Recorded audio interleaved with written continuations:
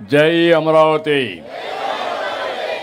ఇంకా గట్టిగా జై అమరావతి, జై అమరావతి. ప్రజాస్వామ్యం గొప్పతనం, ప్రజల సంకల్ప బలం మరోసారి చాటి చెప్పిన రోజు ఇది. రాష్ట్ర చరిత్రలోనే కాకుండా దేశ చరిత్రలో సువర్ణ అక్షరాలతో లిఖించదగ్గ రోజు ఇది. చరిత్ర ఉన్నంత వరకు అమరావతి చరిత్ర ఉంటుంది.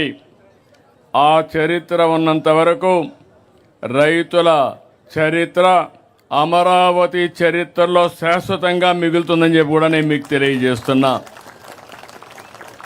విధ్వంసకారులు అనేక కుట్రలను దాటుకుని అమరావతిని గెలిపించుకున్నాం. ప్రజా రాజధాని, ప్రజా విక్టరీగా ఈరోజు మనం నిరూపించుకోగలిగాం. ఈ సందర్భంగా అమరావతి రైతులకు, రాష్ట్ర ప్రజలందరికీ అభినందనలు, శుభాభినందనలు. మన ఆత్మ గౌరవాన్ని నిలబెట్టిన ప్రధానమంత్రి నరేంద్ర మోడీ గారికి మనస్ఫూర్తిగా ధన్యవాదాలు తెలియజేస్తున్నాను. గట్టిగా చప్పట్లు కొట్టి అభినందించండి.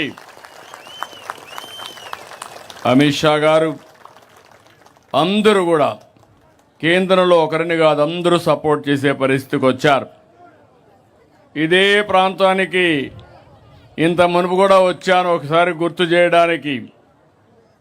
ఏదైతే విధ్వంసం చేసిన తర్వాత మీ అందరికీ ఇబ్బందులు ఆ రోజే 3 రాజధానులు అనౌన్స్ చేసిన రోజున ఇక్కడికి వచ్చి పవిత్రమైన స్థలం ఇది, మామూలు స్థలం కాదు. దేశంలో ఉండే ప్రార్థనాలయాలన్నింటిలో ఉండే పవిత్రమైన మట్టిని, పవిత్రమైన జలాలు తీసుకొచ్చి ఈ ప్రాంతం అంతా పునీతం చేసి ఇక్కడ అలాంటి పవిత్రమైన మట్టి నీరు ఇక్కడ ఉంది. ఇప్పుడే మాధవ్ గారు చెప్పారు, ఆ రోజు ప్రధానమంత్రి గారు వచ్చినప్పుడు ఒక మాట చెప్పారు. నేను సాక్షాత్ పార్లమెంటు సాక్షిగా పార్లమెంటు దగ్గరుండే పవిత్రమైన మట్టిని, యమునా నది జలాల్ని ఇక్కడ తీసుకొచ్చాను.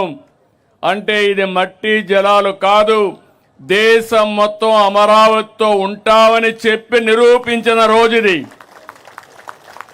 ఓసారి ఈ చరిత్ర మనం మర్చిపోతే చాలా కష్టమవుతుంది.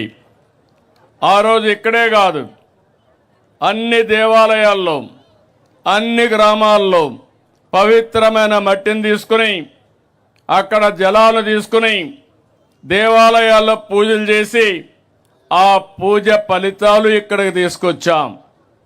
అలాంటివన్నీ కూడా మనం